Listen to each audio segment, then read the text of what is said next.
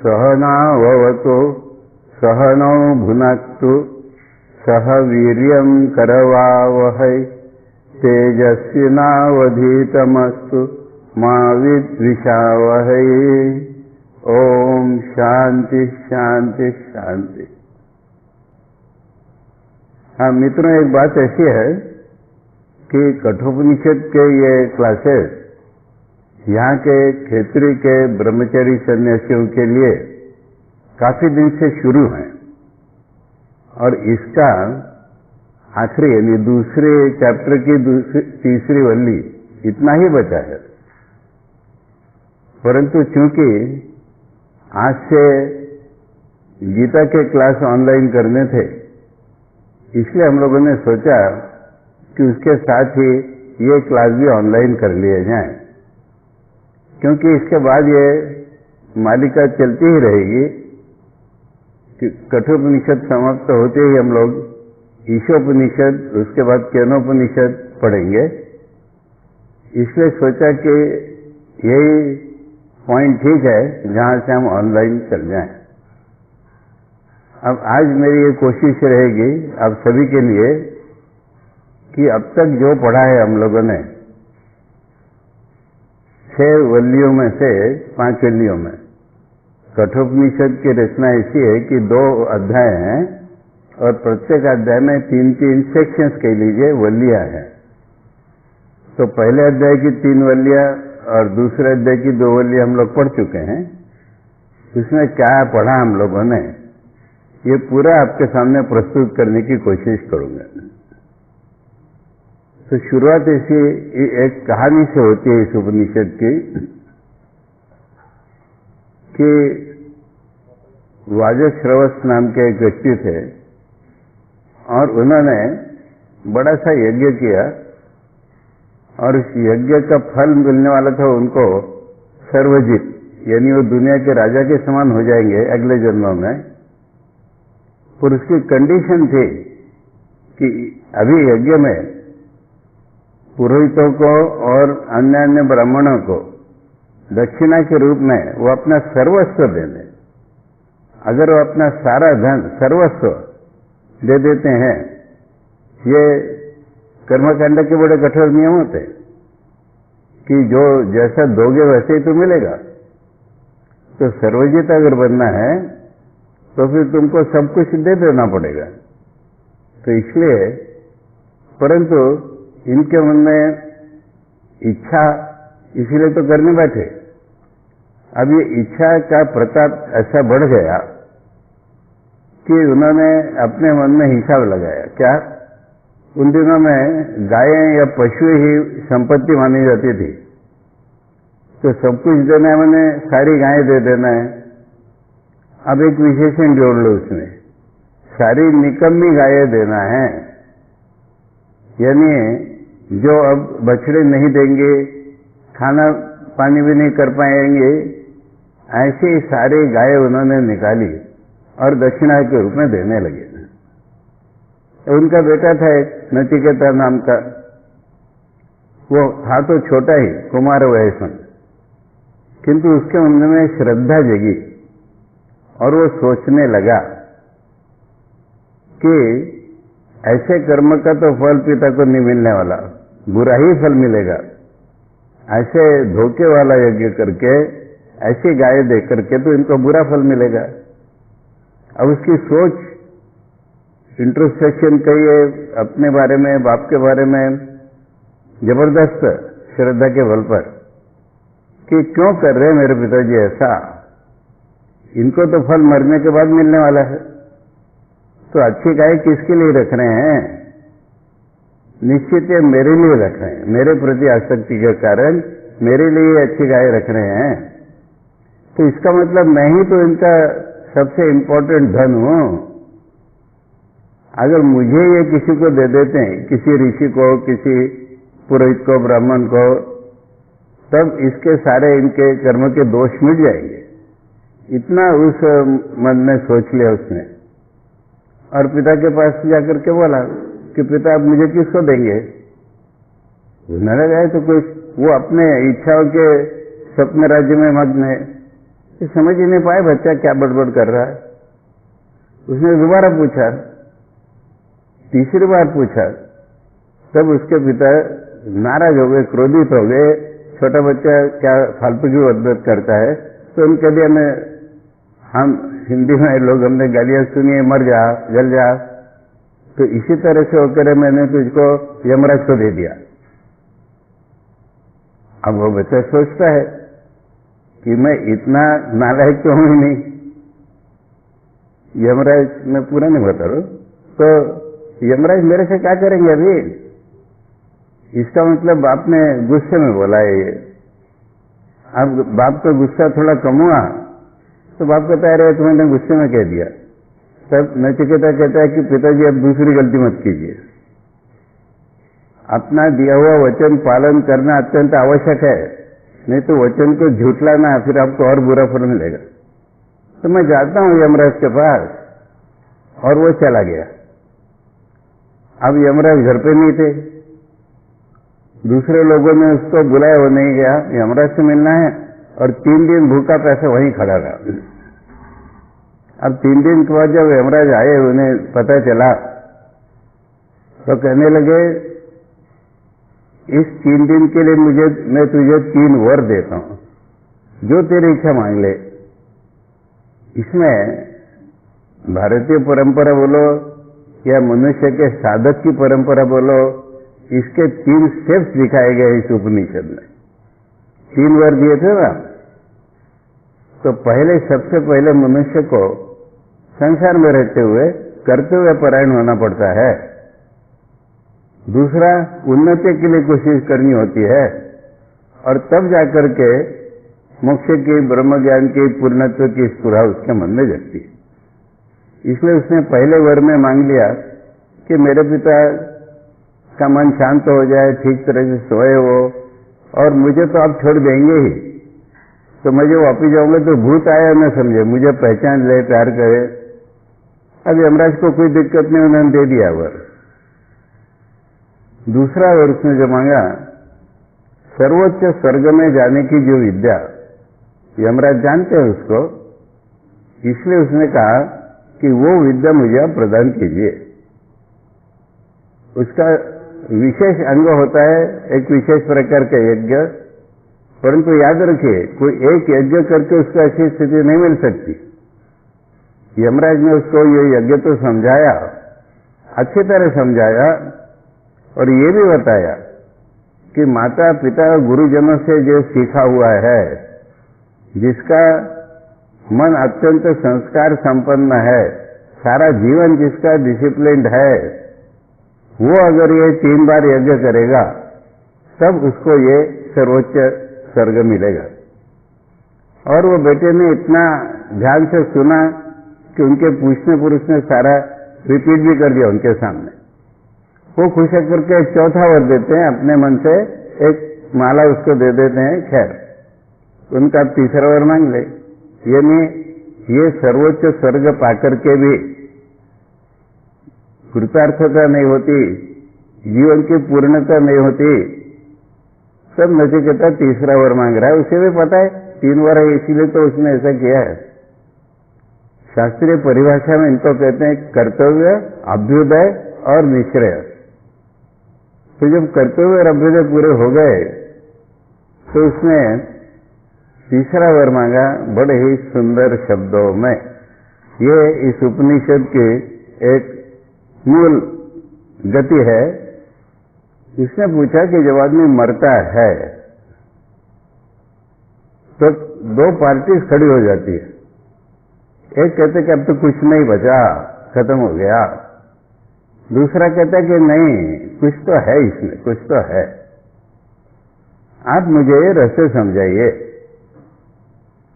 अब ये वो नहीं एकदम जवाब देंगे, क्योंकि ये जो इच्छा, ये कई बार मन में किसी निमित्त कारण से उत्पन्न हुई सी लगती है। हम लोगों के शास्त्र में स्मशान वैराग्य, इमोशनल कुछ भावोच्छ्वासात्मक इच्छा, ऐसा भी रूप होता है। परंतु जिस व्यक्ति में सही स्पृहा नहीं जगी है, उसको ज्ञान देने से फायदा नहीं, नुकसान हो जाता है। इसलिए यमराज उसकी परीक्षा लेना चाहते हैं और वो कहते कह रहे तो देवताओं को भी शंका थी इस बारे में, ये छोड़ दे तू, दूसरी कोई चीज मांग ले। तो वो कहता है कि देवताओं को जब शंका थी, आप जैसा मुझे और कौन मिलेगा फिर, और दूसरा इसके समान वर नहीं होता है, मुझे वही वर चाहिए। तो वो उसके प्रलोभन दिखाते हैं कई प्रकार के, अरे जो चाहिए, बेटे पोते, धन धान्य संपत्ति, लंबा जीवन, सब कुछ मैं तुझे दे रहा हूं। वो उससे नहीं कुछ बनता, तो वो आखिरी शस्त्र दिखाते हैं, उसके सामने अप्सराएं खड़ी कर देते हैं, रथ बाजे गाजे लेकर के, कि इनसे तू सेवा करा ले। यानी आदमी के वीकेस्ट पॉइंट पर कि भोग की सामग्री सामने खड़ी कर देते हैं, जो हमने सोची भी नहीं होगी, जो साधारण पृथ्वी पर नहीं मिलती। तब उसका विवेक पूरा वो बता रहा है, ये कोई इमोशनल वैराग्य नहीं है, उसका विवेक बता रहा है कि ये सब आप देंगे, पर एक नियम आप बदल नहीं सकते कि जैसे आदमी भोग करता है ऐसे उसकी इंद्रियों का तेज खत्म हो जाता है। और लंबा जीवन तो क्या, आप जब तक यमराज के पोजीशन पर है तभी तक तो आप दे सकते हैं। इसलिए लंबा कितना भी आदमी जिए तो एक दिन तो खत्म हो जाएगा ना, एक दिन तो मरना पड़ता ही है ना, तो लंबा तो जीवन मुझे छोटा ही लगता है। इसलिए ये नाच गाने अपने पास रख लीजिए, मुझे केवल जो मैंने प्रश्न पूछा था उसका जवाब चाहिए। उसके आत्मज्ञान की ये तीव्रता इच्छा देख करके यमराज उसको और एक तत्व समझाते हैं, कठोपनिषद की बहुत ही सुंदर मूलभूत बात है वो, आदमी के मन में दो प्रकार की प्रवृत्तियां होती हैं, कह रहे श्रेय और प्रेय। माने मन की एक प्रवृत्ति उसे ये कहती है कि अंतिम कल्याणकारक क्या है इसको सोचो, और दूसरी कहती है कि अभी कौन सी चीज अच्छी लग रही है इसको सोचो। और ये श्री रामकृष्ण लीला प्रसंग में श्री रामकृष्ण के जीवन में इतने बढ़िया रूप से समझाया गया है कि बचपन से ही, अब तो अवतार है ना, तो बचपन से ही कि कोई भी चीज सामने आने से, यानी अमुक अमुक उससे दोस्ती करनी है क्या, अमुक जगह जाना है क्या, वो उस बात का अंतिम क्या होगा ये पहले सोच लेते कि मैं इस रास्ते से गया तो अंत में कहां पहुंचूंगा, और यदि वो ठीक लगता है तो 200% वैल्यू उसमें लग जाते थे, और ठीक नहीं है तो 0 से भी -% उधर जाएंगे ही नहीं। और ये प्रवृत्तियां आदमी को पता नहीं चलता, मिलावट हो क्या आती है, लगेगी श्रेय की प्रवृत्ति है प्रेय की। इसलिए जो विवेकी है वो इनको छांट करके अलग कर लेता है, और तब ये श्रेय की प्रवृत्ति को प्रेय की प्रवृत्ति से अलग करके तब इसको ज्वाइन करता है। तो इसलिए ये श्रेय प्रेय का मनुष्य के मन की गहराई में रहने वाली मूल प्रवृत्तियों का विश्लेषण यमराज प्रस्तुत करते हैं कि इसका एक महत्वपूर्ण भाग है। अब इसके बाद विभिन्न उपाय नोट किए हैं, कॉपी चाहिए। इसके बाद पहला जो उपाय बताते हैं आत्मज्ञान का, आत्मज्ञान की प्राप्ति का, इंपॉर्टेंट चीजें बहुत हैं कठोपनिषद में, कि किसी दूसरे आदमी के बताने से नहीं होगा और तर्क से ये चीज नहीं जानी जाएगी। ये एक अत्यंत महत्व की बात कठोपनिषद ने बताई है। आजकल एक पागलपन लोगों में छाया हुआ है, विशेष करके पाश्चात्य प्रभाव से, कि हम तर्क बुद्धि से सब कुछ जान लेंगे। तर्क बुद्धि की गति बहुत सीमित है, याद रखिए। हमारी इंद्रियां जो तथ्य डेटा हम कहते हैं हमारे सामने लाते हैं, उसी के ऊपर तर्क बुद्धि लगती है ना। तर्क बुद्धि नई चीज नहीं खोज सकते ना कुछ, पर ये हम समझ नहीं पाते। हम जैसे अनेक चीजों के गुलाम बने हुए हैं, ऐसे तर्क बुद्धि के गुलाम बने हुए हैं आज पूरी दुनिया। तो इसलिए यमराज कहते हैं कि तर्क बुद्धि से तो पाई जाने वाली चीज नहीं है, ये चीज सूक्ष्म है, यानी इंद्रियों के अनुभव से परे है, मन के भी अनुभव से परे है, बुद्धि के भी अनुभव से परे है, तुम्हारा जो मैं जो है ना इसके भी परे है। इसलिए तर्क से तो इसकी आशा भी मत करो। तर्क बुद्धि का जो व्यवहार करना है, उपयोग करना है, करो, परंतु अंतिम सत्य तक तर्क बुद्धि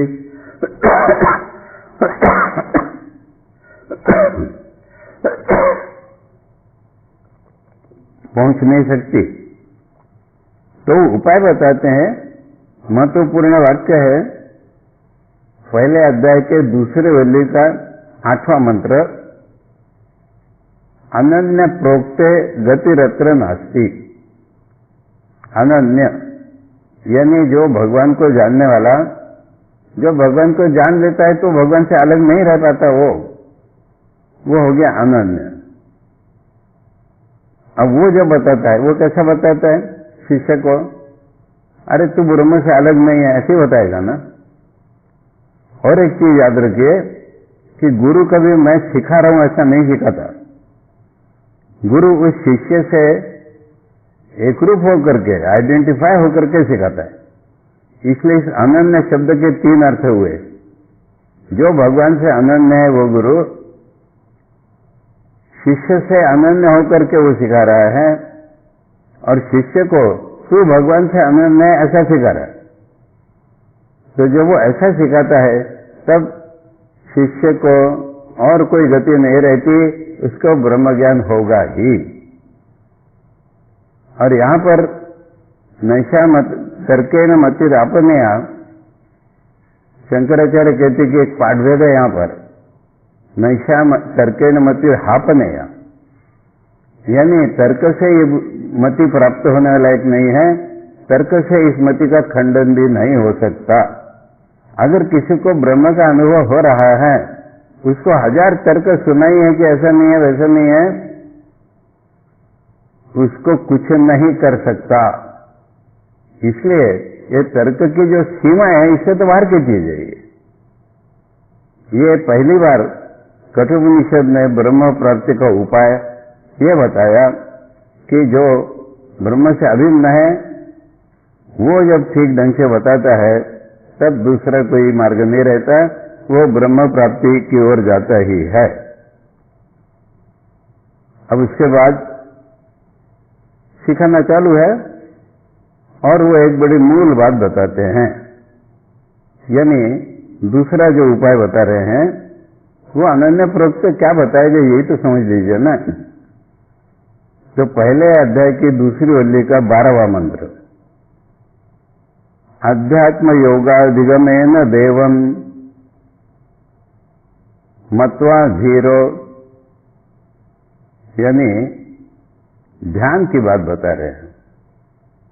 अध्यात्म, आत्मा से आधारित, आत्मा पर अधिष्ठित जो योग है, पतंजलि योग नहीं है ये, आत्मा पर आधारित जो योग है, उसको साधना के रूप में जब आदमी लेता है, यानी अपने स्वरूप का ही ध्यान करता है, तब इसको पा लेता है, और इसको पाकर के ये तृप्त हो जाता है, कृतार्थ हो जाता है।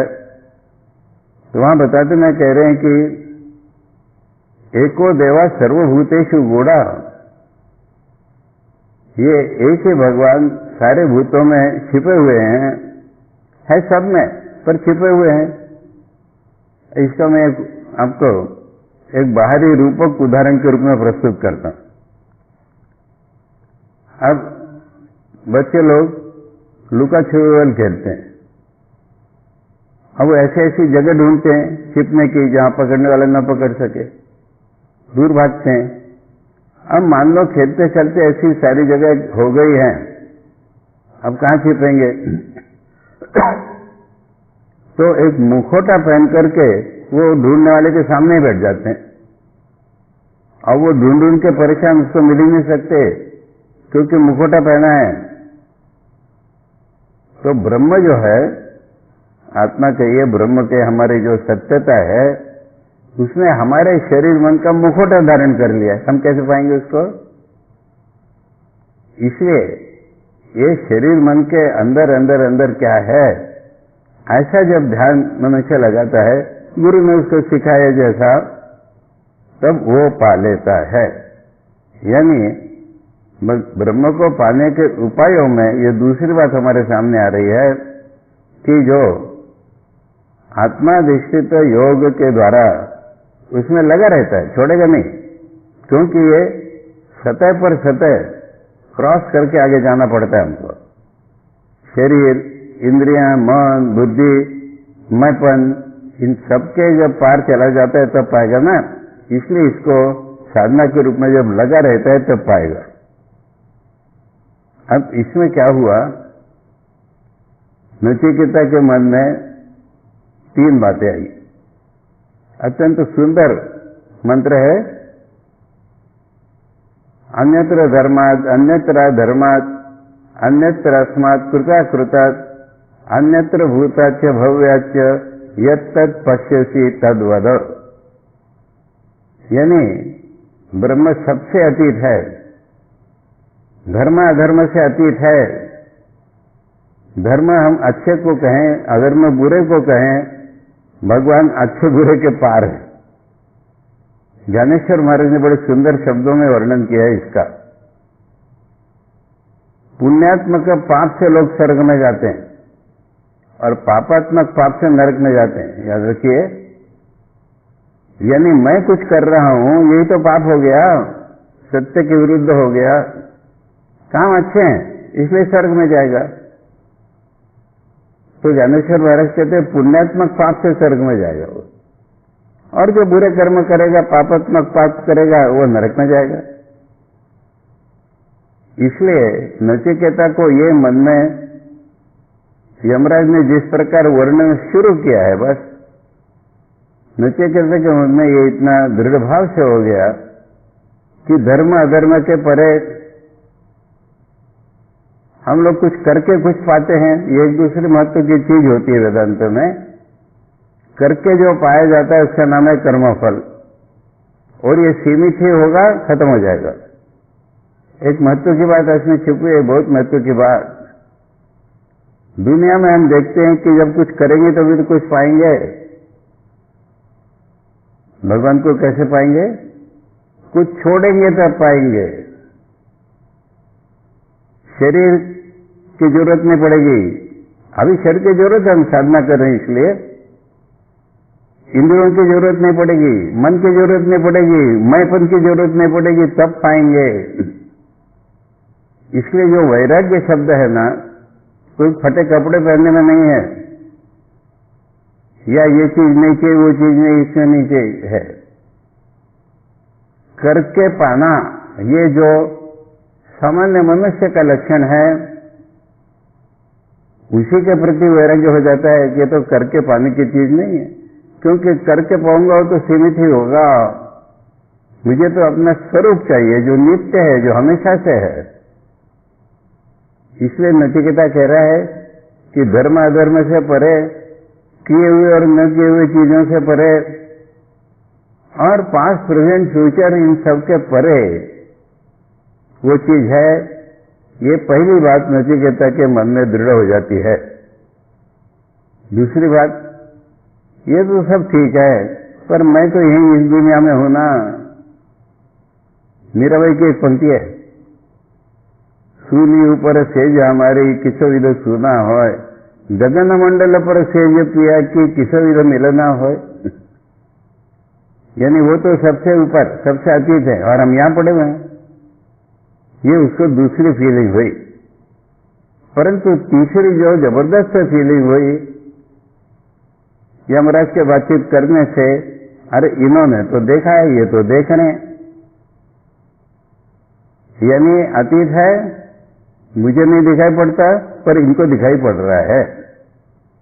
अब इसकी तुलना अगर हम करेंगे ना, तो श्री राम कृष्ण से स्वामी विवेकानंद जब पहली बार मिलने आए,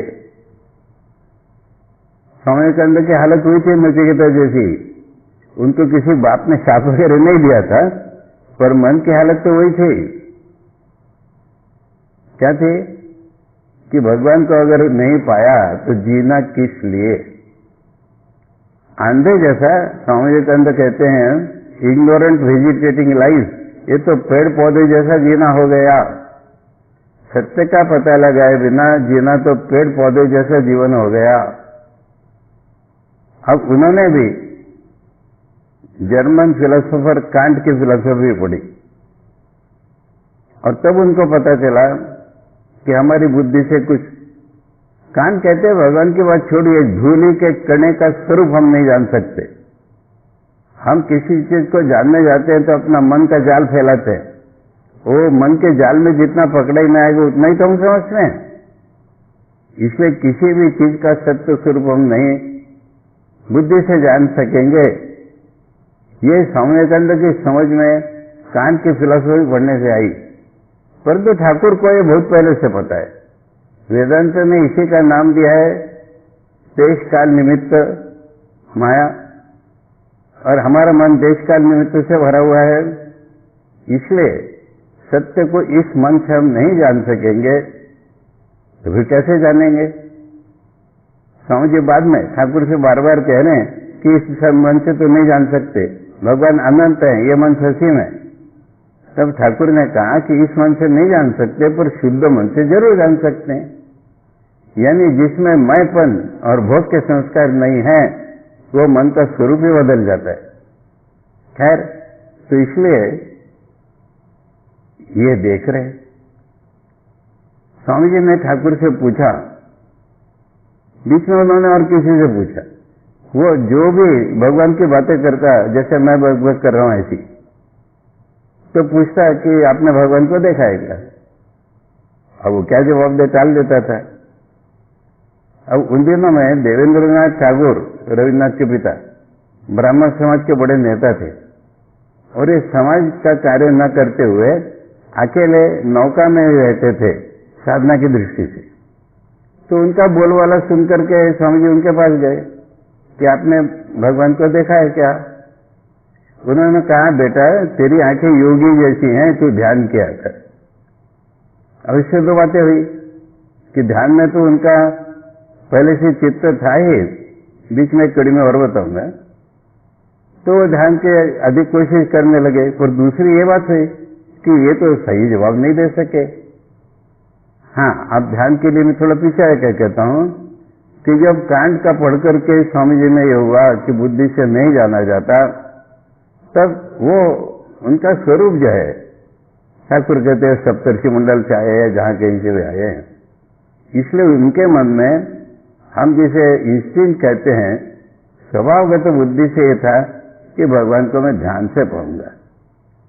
पहले सोचा था तर्क बुद्धि से पाऊंगा, पाश्चात्य दार्शनिकों के आधार पर पाऊंगा। जब वो नहीं हुआ तो उनके स्वभावगत बुद्धि से हुआ कि मैं ध्यान से पाऊंगा, और खूब ध्यान करने लगे। और ठाकुर ने उनको ध्यान सिद्ध बोला है, यानी हमारे जैसा नहीं। ध्यान उनका इतना जमता था कि उनको कई प्रकार के अतीन्द्रिय अनुभव होने लगे, देव देवताओं के दर्शन होने लगे, परंतु वो जानते थे ये तो ईश्वर का दर्शन नहीं है, ईश्वर का लाभ नहीं है।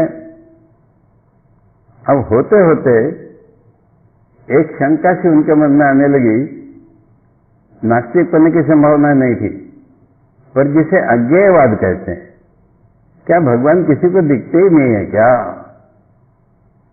और तब वो लोगों से पूछते थे कि आपने भगवान को देखा है क्या, यानी मैं आदमी हूं। ऐसी उनमें जिद्द थी कि अगर कोई एक आदमी बोल दे कि मैंने देखा है तो मैं भी देख लूंगा। अब ऐसा बताने वाले ही कोई नहीं मिल रहा था। ऐसी अवस्था में वो ठाकुर के पास आए हैं, और आते ही धड़ाक से सवाल पूछते हैं कि महाराज अपने भगवान को देखा है क्या। सवाल एक है, ठाकुर का जवाब 5 स्टेप्स में या 5 वाक्यों में याद रखिए। पहला, हाँ देखा है, नहीं देखता हूं, यानी एक एश्योरेंस उसके मन में जो अब तक नहीं मिल रहा था वो मिला। हाँ देखता हूं। अब देखता हूं मैंने मन की कल्पना भी हो सकती है। कई लोग तो अपने अनुभवों को मन की कल्पना ही समझते हैं। कुछ लोग अनुभव के बदले मन की कल्पना करते हैं और कुछ लोग अनुभवों को मन की कल्पना समझते हैं। ये दोनों प्रकार की माया इस दुनिया में होती है। तो ठाकुर का दूसरा सेंटेंस क्या है? जैसे तुझे देखता हूं ऐसे प्रत्यक्ष देखता हूं भगवान को। अब यहां सवाल आया, कांत के हिसाब से स्वामी जी जानते हैं और ठाकुर तो पहले से ही जानते हैं कि हम जिसे प्रत्यक्ष कहते हैं ये प्रत्यक्ष है ही नहीं। हमारी आंखें रिपोर्ट करेंगी, हमारा मन रिपोर्ट करेगा, उतना ही तो हम जानेंगे ना प्रत्यक्ष कहां हुआ। इसमें कितने माध्यम बीच में लगे हुए हैं और हर माध्यम में गड़बड़ी हो सकती है, और जानना तो प्रत्यक्ष हुआ ही नहीं, माध्यमों के भीतर से हुआ।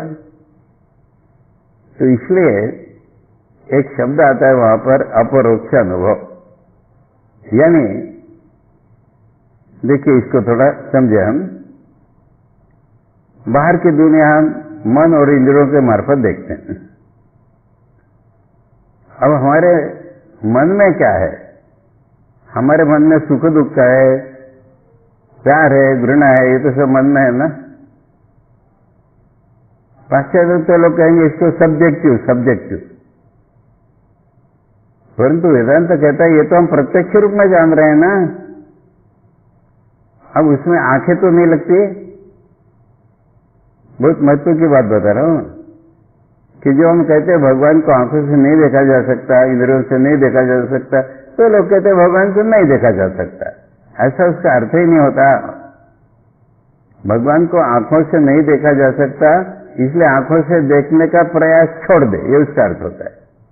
और छोड़ दे माने ध्यान कर। यानी मैं कह रहा हूं कि अगर मन में हमारे सुख दुख है तो ये तो हम इंद्रियों से नहीं देखते ना। और कोई बाहर का आदमी आके कहता है क्या कि आपके मन में सुख है कि दुख है? हम प्रत्यक्ष जानते हैं ना इसको। इसलिए प्रत्यक्ष की व्याख्या थोड़ी बदल लीजिए। प्रत्यक्ष अनुभव के लिए इंद्रियों की जरूरत नहीं। मन हमारा अधिक निकट है इंद्रियों से। मन में क्या चल रहा है इसके लिए इंद्रियां नहीं पहुंचती, बात ठीक है, इंद्रियों की जरूरत नहीं।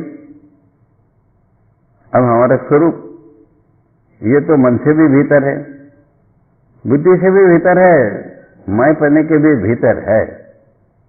अब इसको जानने के लिए मन नहीं पहुंच सकता। दूसरे ओर से कहेंगे मन की जरूरत क्या है? अपना स्वरूप पाने के लिए ना हमें इंद्रियों की जरूरत है ना मन की जरूरत है। इसको ध्यान कहते हैं। मुझे याद है कोई नया नया ध्यान के आइडिया किसी को, तो वो किसी साधक से पूछ रहा है कि आप किसका ध्यान करते हैं? उस साधक ने जवाब दिया, हमने जो सुना है ना उसका ध्यान करते हैं। यानी समझ लीजिए, सुना क्या है गुरु से? तुम ही तो वो हो, इसका हम ध्यान करते हैं। तो इसलिए ध्यान ये मामूली चीज नहीं है। किसी ऑब्जेक्ट का ध्यान तो ये उपासना के अंतर्गत आता है।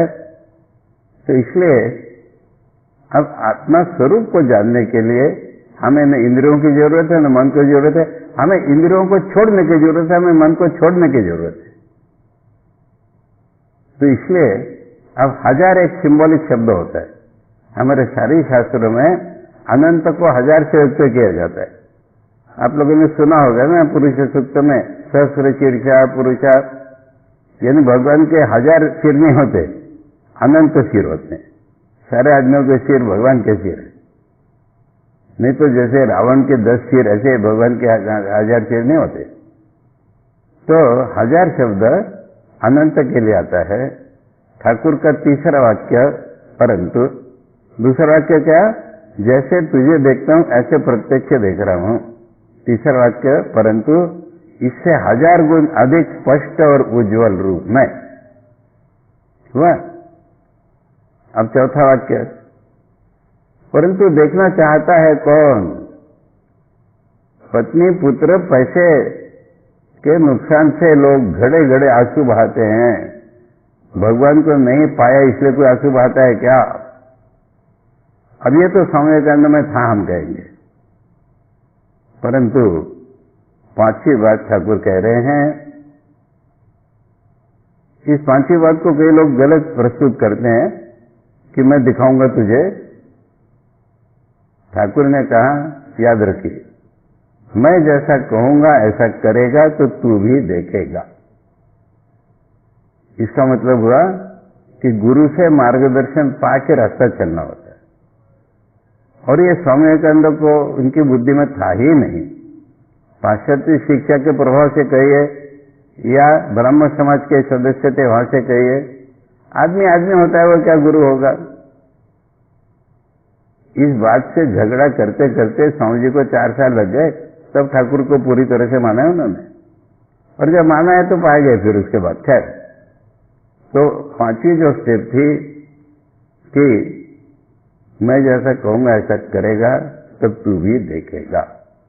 इसमें थोड़ी मजे की बात कर दूं। कोई लोग फोन करके पूछते हैं, ठाकुर ने स्वामी जी को भगवान बता दिए थे, आप हमें बताएंगे क्या? तो मेरे कुछ मित्र कहते हम ठाकुर भी नहीं, तुम विवेकानंद भी नहीं हो। फिर मैं कहता हूं एक बात और जोड़ो, विवेकानंद ने फोन करके ठाकुर से अपॉइंटमेंट नहीं ली थी। इसलिए शिष्य की व्याकुलता और गुरु के मार्गदर्शन की क्षमता इससे होता है। और फिर 3-4 साल तक ठाकुर को स्वामी जी को थियोरिटिकली और प्रैक्टिकली गाइड करना पड़ा है। खैर, उसका डिटेल नहीं हम ले रहे हैं यहां पर, परंतु अब यही पोजीशन। अच्छा, उस दिन क्या हुआ फिर? ठाकुर की बातें जो पूरी हो गई तो स्वामी जी के मन में वही हुआ, मैं इसके लिए लाया था ये, जैसा नचिकेता के मन में ऐसा कि मुझे तो नहीं दिख रहे हैं, सबसे परे हैं, पर इनको स्पष्ट दिख रहे हैं। इनकी बातों से ही प्रतीत हो रहा है कि इनको तो स्पष्ट दिख रहे हैं। इसलिए इनसे गाइडेंस लेना पड़ेगा, नहीं कह रहे हैं स्वामी जी। बार बार इनके पास आना पड़ेगा पता लगाने के लिए कि इन्होंने कैसे देखा।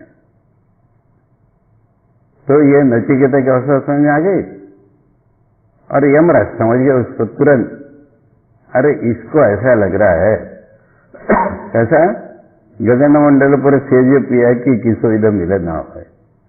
यानी ये एक नशेनी लैडर ढूंढ रहा है कि मैं यहां बैठा हूं, भगवान उधर है, मैं कैसे पाऊंगा। तब उन्होंने कहा कि देख, अब भगवान भगवान करने से भगवान नहीं मिलते, ब्रह्म ब्रह्म सारे जीवन रटो तो नहीं मिलेंगे, आत्मा आत्मा कहो तो। परंतु एक चीज ऐसी है, भगवान का नाम ही एक ऐसा है और वो है ओम। ओम ये उच्चारण के रूप में, ध्वनि के रूप में आज हमारे उपलब्ध है, पर इसमें जब मन एकाग्र हो जाता है तभी हमारे मन को सूक्ष्म सूक्ष्म बनाता चला जाता है और हमको सगुण ब्रह्म या निर्गुण ब्रह्म कोई भी अनुभव हो सकता है। तो ये उपाय जो उसने बताया, ओंकार से आत्मा जाना जाता है। तो ये कठोपनिषद में तीसरी बात हुई इस दृष्टि से कि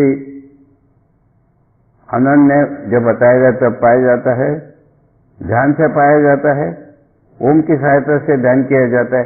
अब यहां पर मैं बता दूं, हम लोगों को जो इष्ट मंत्र प्राप्त है इसकी तुलना ओम से ही है और ये हमको सीधे भगवान के पास ले जा सकता है, क्योंकि ऐसे ये मंत्र है।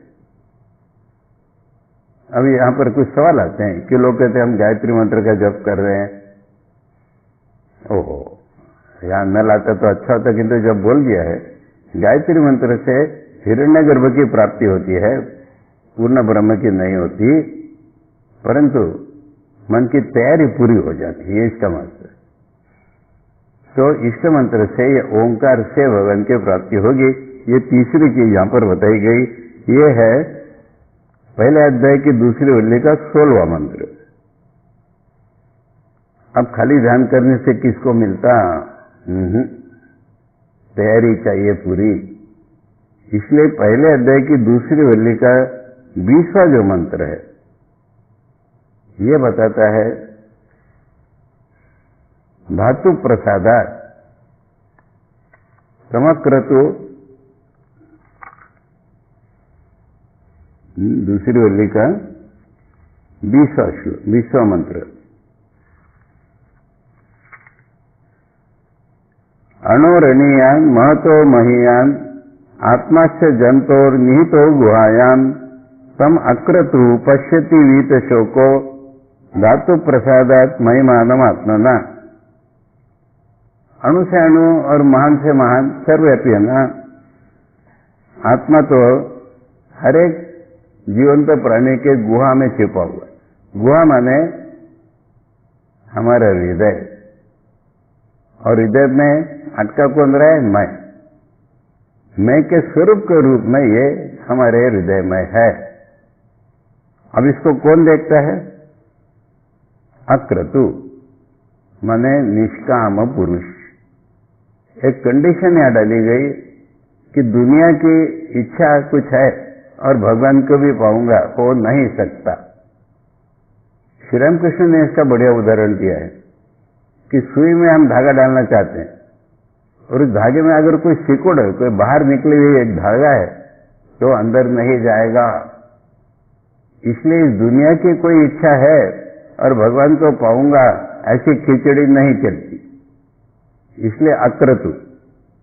और मिलता कैसे है? धातु प्रसाद। धातु प्रसाद के दो अर्थ होते हैं। धातु माने जिस धातु से हम बने हैं, हमारा मन बना है, इंद्रिया बनी है, वो जब शुद्ध हो जाएगा तो हम कहेंगे धातु प्रसाद हो गया। वो जब शांत निश्चल हो जाएगा तो हम कहेंगे धातु प्रसाद हो गया, और तब भगवान मिलेंगे। धातु का खैर दूसरा भी अर्थ है, धातु माने विधाता। भगवान की कृपा होगी तो मिलेगा, ऐसा भी एक अर्थ है। परंतु ये कैसे मिलेगा का कठोपनिषद का चौथा उपाय ये है, अक्रतु होगा तो धातु के प्रसाद से मिल जाएगा। जो अपने ही हृदय में स्थित है परमात्मा, वो मिल जाएगा। अब इसके बाद उसी वल्ली का 23वां श्लोक, ये भी कठोपनिषद की एक अत्यंत महत्व की बात है। नायम आत्मा प्रवचने न लभ्यो न मेधया न बहुना श्रुतेन यमेव वृणुते तेन लभ्या तस्यैष आत्मा विवृणुते तनुं स्वाम। प्रवचन माने मैं जैसे डिस्कोर्स कर रहा हूं, इसको नहीं प्रवचन कहते। वेदों के रिसाइटर बोलो, वेदों को पढ़ना, पाठ करना, याद करना, इससे नहीं मिलेगा। खूब इंटेलिजेंट आदमी है, भीतर की बात समझ लेता है, इससे भी नहीं मिलेगा। और बहुत पढ़ता है, बहुत पढ़ता है। उन दिनों में पढ़ना नहीं था, सुनना था, बहुत सुनता है, इससे भी नहीं मिलेगा। यानी ये चीजों को यूजलेस नहीं बताया जा रहा है, ये तो करते ही है लोग। देखो, मैं थोड़ा लॉजिक की भाषा में कहिए, गणित की भाषा में कहिए, एक बात बताऊंगा। कोई कंडीशन सफिशिएंट होती है, नेसेसरी होती है, पर सफिशिएंट नहीं होती। हम लोग को कॉलेज में यही पढ़ाते हैं, नेसेसरी एंड सफिशिएंट कंडीशन। तो ये चीजें नेसेसरी तो है, पर सफिशिएंट नहीं है। अब फिर मिलेगा कैसे? एक ही चीज से मिलेगा। ये फिर श्री रामकृष्ण की बात आ गई, व्याकुलता से मिलेगा। जो यम एव ऐश वृणुते, यम माने जो साधक है वो, ऐश माने इस आत्मा को वर्ण करता है। वर्ण करता है यानी अंग्रेजी में कहेंगे chooses this atman to the exclusion of everything else. जिसे ये आत्मा ही चाहिए और कुछ नहीं चाहिए, उसको मिल जाएगा। यही मंत्र मुंडकोपनिषद में आया है। वहां तेन लब्धा का एक अर्थ और किया है, यानी जिसको भगवान को पाने की व्याकुलता है उसको मिलेगा, और उस व्याकुलता से ही मिलेगा। मुंडक में तेन माने उस व्याकुलता से, और कठोर में आचार्य के भाष्य बता रहा हूं मैं, और कठोपनिषद के भाष्य में आचार्य ने तेन माने उस साधक को मिलेगा। अब ये जो मिलेगा मिलेगा मिलेगा कह रहे हैं, माने क्या होगा? चौथी पंक्ति में कहा है आत्मा अपना स्वरूप उसके बोध में प्रकट कर देगा, ये पाना। किसी ने, योगी अरविंद ने बड़े सुंदर शब्दों में कहा है, ascent of man and descent of God. आदमी भगवान की तरफ ऊपर उठ रहा है, भगवान उसके पास नीचे आ रहे हैं। इसलिए अब इसमें क्या रहस्य है? मनुष्य की व्याकुलता, भगवान की कृपा। अब मैं थोड़ी ये भी बात बता दूं कि एक आचार्य बड़े श्रेष्ठ रामानुजाचार्य, उन्होंने इस मंत्र का अर्थ दूसरे प्रकार से किया। यम और एश, हम कह रहे यम माने साधक, एश आत्मा को। रामानुज कहते यम माने आत्मा, एश माने साधक को। आत्मा जिसको चूज करेगा उसको मिलेगा। अब थोड़ी मुश्किल हो गई ना? गलत नहीं है वो, ये जो आत्मा की कृपा है ये तो चौथी लाइन में आ ही रहा है। मिलेगा माने आत्मा ही तो प्रकट होगा, परंतु मनुष्य की व्याकुलता होगी तब ना। तो इसमें उपाय क्या बताया गया? व्याकुलता। अब ये जितने उपाय बता रहे हैं अलग अलग नहीं है और विरोधी भी नहीं है। अरे ध्यान करोगे तो व्याकुलता बढ़ेगी, अनन्य गुरु से सुनोगे तो व्याकुलता बढ़ेगी। ठाकुर ने व्याकुलता को क्या उपमा दी है? व्याकुलता हुई कि अरुणोदय हुआ जान लो। अब सूर्योदय होने में थोड़ा सा समय की बाकी है। अद्भुत उदाहरण है ये। क्यों? अरुण किसको कहते हैं कुछ लोग नहीं जानते। सूर्य को अरुण नहीं कहते। कल्पना हमारी ऐसी है कि सूर्य एक बड़े भारी रथ में बैठ के आते हैं और उस रथ का जो सारथी है उसका नाम अरुण है।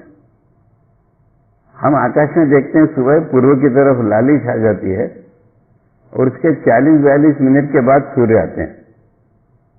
तो अरुण माने अरुण दिख गए। अब क्या बाकी है? सूर्य का आना बाकी है। पर सूर्य तो आएंगे ही ना।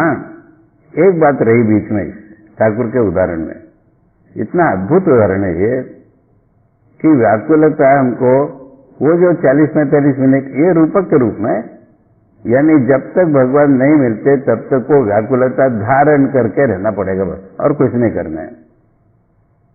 व्याकुलता हुई कि भगवान आ ही जाएंगे, ठाकुर करे कुछ समय की बाकी, और कुछ समय तक वो व्याकुलता धारण किए रहना पड़ेगा। इसलिए ठाकुर ने अन्यत्र कहा है, कई बार कहा है कि आदमी अगर 3 दिन रात रोए तो भगवान मिल ही जाएंगे। फिर 3 दिन का संकोच करके ये भी कहा है, एक दिन तो रोए दिन भर तो भगवान मिल जाएंगे। अभी कोई इमोशन रोना नहीं है ना, हमने सोचा हम भी रोएंगे, रोने लगे। 10 मिनट बाद हम भूल ही गए किसके लिए रो रहे थे, और किसी ने ये वो बुलाया, खेल फूस खाया तो भाग गए। इसलिए पूर्ण व्याकुलता का चिन्ह है ये रोना। तो यहां पर भगवान को पाने का ये जो 5वां उपाय बताया, व्याकुलता, और ये सारे उपाय व्याकुलता के लिए। अब इसके बाद पहले अध्याय की 3री वल्ली में आते हम लोग।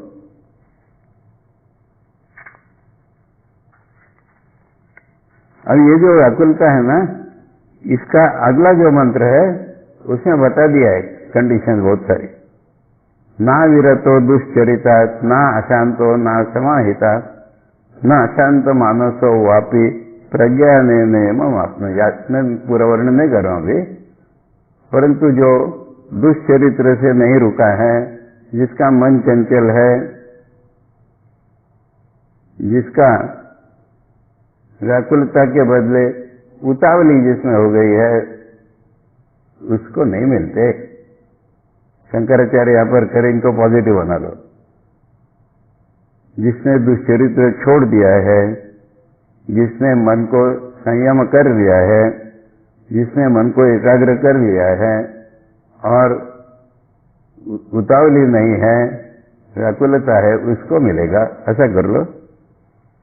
खैर, अब इसके बाद हम 3री वल्ली में जा रहे हैं और वहां पर है 12वां मंत्र।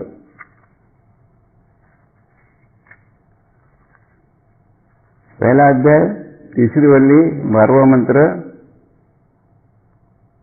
एष सर्वेषु भूतेषु गूढ़ोत्मा न प्रकाशते, दृश्यते तु अग्रया बुद्ध्या सूक्ष्मया सूक्ष्मदर्शी भी। ये आत्मा सभी भूतों में है, छिपा हुआ, प्रकट नहीं है, परंतु सूक्ष्मदर्शी भी, यानी ध्यान जो अभी तक बताया, आदत हो गई उनकी, स्थूल वस्तु को नहीं देखेंगे, स्थूल के भीतर जो सूक्ष्म उसको देखेंगे, सूक्ष्म से और सूक्ष्म जो इसको देखेंगे, ध्यान के द्वारा अपने भीतर ही है, दुनिया में कहीं नहीं। स्थूल से सूक्ष्म, सूक्ष्म से और भी सूक्ष्म, ऐसा देखने की आदत जिन्होंने बना ली है, ऐसा स्वभाव जिनको हो गया है, उनको दिखता है। कैसे? सूक्ष्म बुद्धि, तीव्र एकाग्र बुद्धि, सूक्ष्म में ले जाने वाली एकाग्र बुद्धि से उनको मिलता है जिन्होंने आदत बना ली है। तो इसमें ये उपाय नए ढंग से प्रस्तुत किया गया, ध्यान वगैरह सबका ये रूप बताया गया कि अपनी आदतें बदलो। दुनिया के स्थूल रूप देखना, उसमें मोहित हो जाना, ये आदतें बदलो। और कोई भी चीज के भीतर क्या है देखो, भगवान भीतर हैं। हम कहते भगवान दिखते क्यों नहीं है? भगवान भीतर है, हम बाहर देख रहे हैं। तो भीतर भीतर और भीतर देखने की आदत बना लो, और तब जो है एकाग्र बुद्धि हो जाएगी, सूक्ष्म बुद्धि हो जाएगी, तब तुम देख पाओगे। ये भगवान को देखने का छठा उपाय हमारे सामने आया है यहां पर। अब उसके बाद 13वां मंत्र इसी वल्ली का है ना? नहीं, 12 तो मंत्र इसी का हो गया, यहां के 13 नहीं है। एक मिनट, हाँ ठीक है, 13वां मंत्र इसी वल्ली का। ये ध्यान की प्रक्रिया बताई जा रही, जो अभी तक बताया ना, इसी का और एक प्रकार से सुंदर वर्णन है। वेदांती ध्यान किस प्रकार करता है, कोई ऑब्जेक्ट लेके नहीं करता। यच्छेद वांग मनसी प्राज्ञम तद यच्छेद ज्ञान आत्मनि, ज्ञानम आत्मनि महति नियच्छेद तद यच्छेद शांत आत्मनि। प्राज्ञ माने बुद्धिमान मनुष्य, साधक अपनी वाणी को मन में डाल दे। वाणी माने सारी ज्ञानेन्द्रियां, कर्मेंद्रियों का उपलक्षण है वाणी, और मन में डालने माने बाहर जाने से रोक ले, तो मन में आएगी, वो मन से उत्पन्न हुई है वो। तो ध्यान की पहली स्टेप हुई कि वाणी को रोकना, माने पतंजलि कहते से निरोध वगैरह नहीं है, वाणी को अपने सारे ज्ञानेन्द्रिय कर्मेंद्रियों को मान लो वापिस बुला रहे। बातें करना बंद कर दी, गप्पे करना बंद कर दिया, विषयों का भोग करना बंद कर दिया, बाहर जाना बंद कर दिया, ऐसे बंद नहीं किया, भीतर की खोज में लगे हुए हैं। अब वो जो मन हुआ, मन क्या करता है? संकल्प विकल्प सोचता रहता है, ऐसा वैसा वैसा वैसा, उसको बुद्धि में डाल दो। यहां पर बुद्धि शब्द का अर्थ नहीं है, ज्ञान आत्मा में डाल दो। ज्ञान आत्मा माने मैं आमों का मुख हूं, इसी को बुद्धि का है वेदांत में। बुद्धि माने तर्क बुद्धि को वेदांत में बुद्धि नहीं कहा है, वो तो मन में इंक्लूड हो गई। एक बात याद रखिए, पूरे वेदांत को पढ़ते समय बुद्धि शब्द जहां आता है उसका अर्थ बोध होता है, मैं बोध।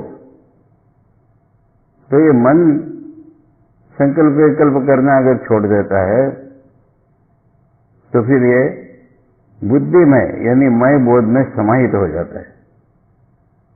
और स्वामी विवेकानंद की समाधि नाम की जो बंगाली कविता या गाना है, उसमें स्वामी जी कह रहे हैं कि सब दुनिया छाया के जैसी हो गई, खाली अहम अहम अहम इतना ही रह गया।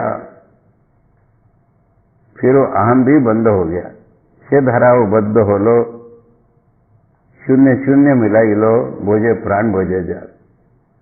तो इसलिए ये पद्धति बताई गई कि उसको मैं में डाल दो और मैं को महान आत्मा में डाल दो, यानी हिरण्यगर्भ जिसको कहते हैं, विश्वापी में जिसको कहते हैं, उसमें डालो और उसको आत्मा में डालो। यहां से हम लोग कल दोबारा पकड़ेंगे, ठीक है। करीब करीब ये रिवीजन पूरी हो गई। जैसे आप लोग हम जहां पढ़ रहे थे वहां तक आ जाए आसानी से। यहां से थोड़ा सा जो बचा है कल पढ़ेंगे और तब तीसरी वल्ली पढ़ना शुरू कर देंगे। ओम सहना भवतु सहनौ भुनक्तु सह वीर्यं करवावहै तेजस्विनावधीतमस्तु मा विद्विषावहै। ओम शांति शांति शांति। हरि ओम तत्सत। श्री रामकृष्ण अर्पणमस्तु।